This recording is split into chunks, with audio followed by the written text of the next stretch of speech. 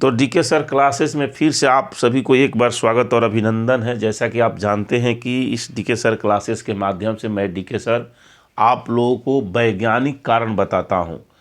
क्योंकि मेरा मकसद है कि हर विषय वस्तु का जो भी है उस जो साइंस से संबंधित है उसका वैज्ञानिक कारण मैं आप लोगों के सामने लाऊं, ताकि हम लोगों को, हमारे बच्चों को, हम सबको एक अच्छा नॉलेज प्राप्त हो।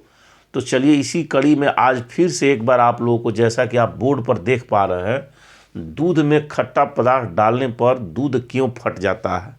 देखिए बहुत लोग, सभी लोग जानते हैं, हमारे घर के अनपढ़ महिलाएं भी जो है, अनपढ़ व्यक्ति है, सभी लोग जानते हैं कि दूध में अगर कोई खट्टा पदार्थ डाल दिया जाए तो वह फट जाता है।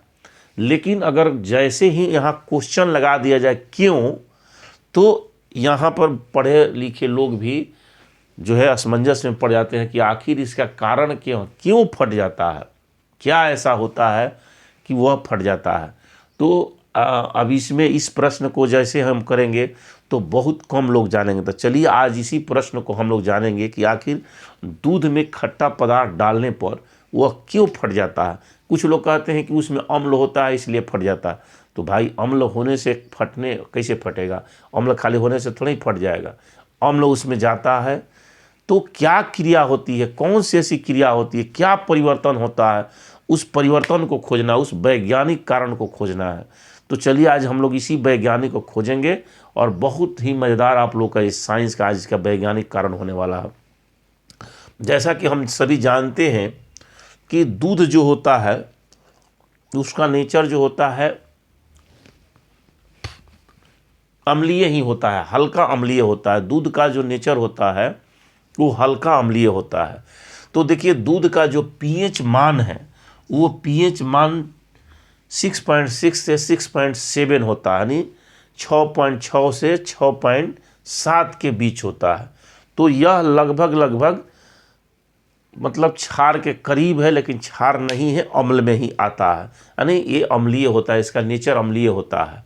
दूसरा है दूध जो है इसमें केसिन प्रोटीन होता है।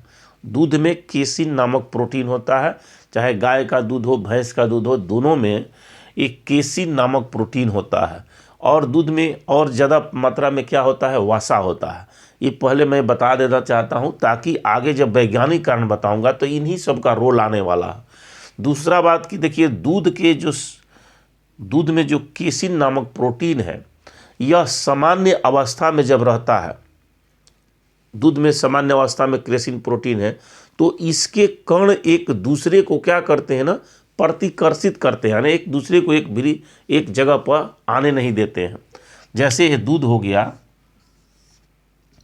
तो इसमें जो केसिन प्रोटीन है, मान लीजिए केसिन प्रोटीन है, तो ये केसिन प्रोटीन के जो कण हैं ये कभी भी एक दूसरे के पास नहीं आते हैं। सामान्य अवस्था में एक दूसरे को प्रतिकर्षित करते हैं।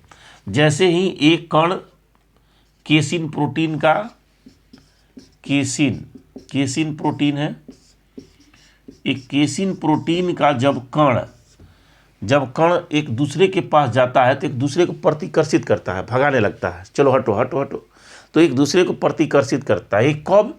सामान्य अवस्था में। सामान्य दूध जो है उसमें केसिन प्रोटीन प्रतिकर्षित करता है, एक दूसरे के पास आने नहीं देता है। अब देखिए असामान्य अवस्था हो जाए, जब दूध में कोई पदार्थ मिला दिया जाए या दूध में कोई उसका बनावट बिगड़ने लगे, तो उस स्थिति में क्या होगा, ये जो केसिन प्रोटीन है आपस में आकर्षण करने लगते हैं, आपस में आकर्षित होते हैं। देखिए अगर यहीं पर कहा जाए कि दूध से हमें कुछ सीखना चाहिए, इस केसिन प्रोटीन से कुछ सीखना चाहिए। जब सामान्य अवस्था में रहता है तो कोई दिक्कत नहीं, ठीक है चलो भाई, लेकिन जैसे ही असामान्य अवस्था में आता है, दुख की घड़ी में आता है, तो नेचर ही प्रकृति का है, पर असामान्य अवस्था में आता है तो अपने लोगों को बुलाने लगता है, भाई आओ आओ आओ सब लोग आओ।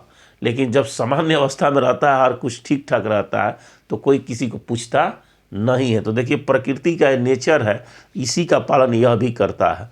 तो चलिए इस तरह से अब थोड़ी सी और कारण हम लोग जान लें। देखिए यहाँ पर हमने, आप लोग देख रहे हैं कि 7 लिखा हुआ है। 7 से किसी पदार्थ का पीएच मान 7 से अगर अधिक हो जाए तो वो क्षारीय हो जाता है। अगर 7 से कम रहे तो अम्लीय होता है, अगर 7 हो जाए तो उदासीन होता है। तो देखिए यहाँ पर दूध का जो पीएच मान है 6.6 से 6.7 है, यानी 7 के करीब करीब है, लेकिन 7 से इधर है, तो इसका नेचर हल्का अम्लीय होता है, यानी दूध का नेचर हल्का अम्लीय होता है। चलिए अब हम लोग कारण जानते हैं। तो देखिए दूध में खट्टा पदार्थ मिलाया जा रहा है, तो जैसे ये दूध है, इसमें दूध में जैसे ही खट्टा पदार्थ मिलाया गया, यानी खट्टा पदार्थ में सिट्रिक एसिड की मात्रा होती है। जैसे नींबू हो गया या संतरा हो गया, ये जो खट्टा पदार्थ है, तो इसमें सिट्रिक एसिड की मात्रा होती है, यानी अम्ल होता है। तो सिट्रिक एसिड लेकर चलिए, सिट्रिक एसिड मान लीजिए खट्टा पदार्थ में ये पाया जाता है सिट्रिक एसिड। और दूसरा भी अम्ल होता है, कुछ खटाई में इमली है, टार्टेरिक एसिड होता है, दूसरा अम्ल होता है, लेकिन अम्ल होता है। तो देखिए यहाँ अम्ल से है, चाहे खट्टा पदार्थ में कोई भी खट्टा पदार्थ मिलाइए तो उसमें अम्ल होगा, सिट्रिक एसिड हो, टार्टेरिक एसिड हो, लैक्टिक एसिड हो, कोई भी खट्टा पदार्थ में ये अम्ल होता है। तो जैसे ही इसमें हम लोग अम्ल डालते हैं, देखिए वैज्ञानिक कारण सटीक देख लीजिए, तो जैसे ही इसमें हम लोग दूध में अम्ल डालते हैं, होता क्या है कि देखिए इसका पीएच मान जो 6.6 से 6.7 है, वह तुरंत इस दूध का पीएच मान बढ़ जाता है, यानी दूध जो है अधिक अम्लीय हो जाता है।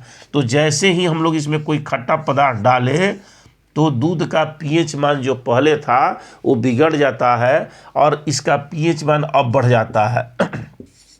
तो मान लीजिए 6.1 हो गया, 6.2 हो गया, यानी इसका अम्लीय की मात्रा ज़्यादा हो गया। जैसे ही अम्लीय होगा तो देखिए दूध अब असामान्य अवस्था को आ जाता है, अब समझता है कि हम सामान्य अवस्था में नहीं हैं। तो जब दूध असामान्य अवस्था में आ गया, सामान्य अवस्था नहीं रहा, इसका अवस्था बिगड़ गया, क्योंकि पीएच मान इसका 6.6 से 6. इसका कम हो गया, यानी ज़्यादा ही अम्लीय हो गया।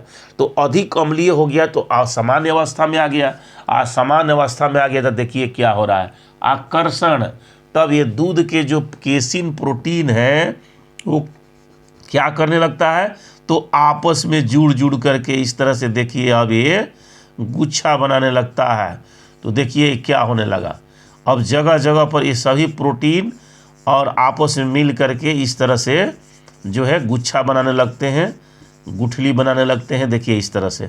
और इसमें साथ देता है आपको वसा, इस केसिन प्रोटीन में साथ कौन देता है, वसा साथ देता है। अब वसा भी क्या करता है ना कि इन्हीं प्रोटीन के साथ, केसिन प्रोटीन के साथ वसा भी आ जाता है, और वह भी इसमें मिल करके वो भी इसी में जुड़ जाता है, और जुड़ करके क्या करता है, सारे प्रोटीन और वसा एक तरफ हो गए और ऐसे छता गए ऊपर पानी पर, इसका आयतन घट जाता है, और इस जो पानी है बेचारा इस तरह से पानी सिर्फ रह गया। तो इस तरह से क्या होगा, अब दूध जो है पानी जैसा पतला दिखाई देने लगेगा। जैसे ही प्रोटीन उसमें से वसा अलग होगा, वह अब पूरा दूध की तरह सफ़ेद नहीं रह जाएगा, अब पानी जैसा हो जाएगा और सारे प्रोडक्ट इस तरह से छन जाएंगे।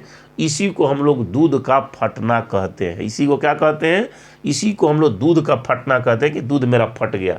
तो इसका सटीक वैज्ञानिक कारण क्या है कि जैसे ही हम लोग अम्लीय पदार्थ मिलाते हैं, इसका पीएच मान बढ़ गया। पीएच मान क्या हो गया, यानी घट गया, सॉरी, पीएच मान घट जाता है, यानी ज़्यादा अम्लीय हो जाता है। तो पीएच मान जैसे ही घटेगा वैसे ही ज़्यादा अम्लीय होगा, और जैसे ही ज़्यादा अम्लीय होगा तो देखिए ये क्या होता है, ये केसिन प्रोटीन के अणु जो है, वसा जो है, वो आपस में मिल करके जो ढेका बन जाते हैं, आपस में मिलकर गुच्छा बना लेते हैं, अलग हो जाते हैं, और वो पानी रह जाता है, उस पर तैरने लगते हैं।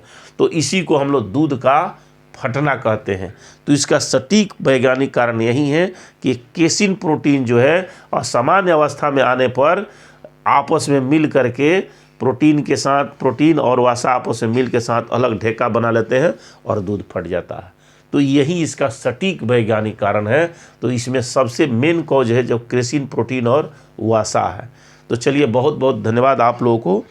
इसी तरह से आप लोगों को अगले वीडियो में फिर एक महत्वपूर्ण वैज्ञानिक कारण लेकर आएंगे। लेकिन मैं बार बार आप लोगों से कहता हूं कि अगर कभी भी आप लोगों को लगता है कि नहीं इस डीके सर क्लासेस के माध्यम से आप लोगों को बहुत इम्पोर्टेंट वैज्ञानिक कारण और एक अच्छी ज्ञान, एक नया ज्ञान आप लोगों को मिलता है। जो निश्चित रूप से इस चैनल को आप लोग सब्सक्राइब कर लीजिए और लाइक शेयर कमेंट ज़रूर करिए। आप लोगों को अगर किसी क्वेश्चन पर डाउट है तो आप लोग निश्चित रूप से कमेंट करके बताइए, हम उस पर अगला वीडियो बना कर देंगे। धन्यवाद।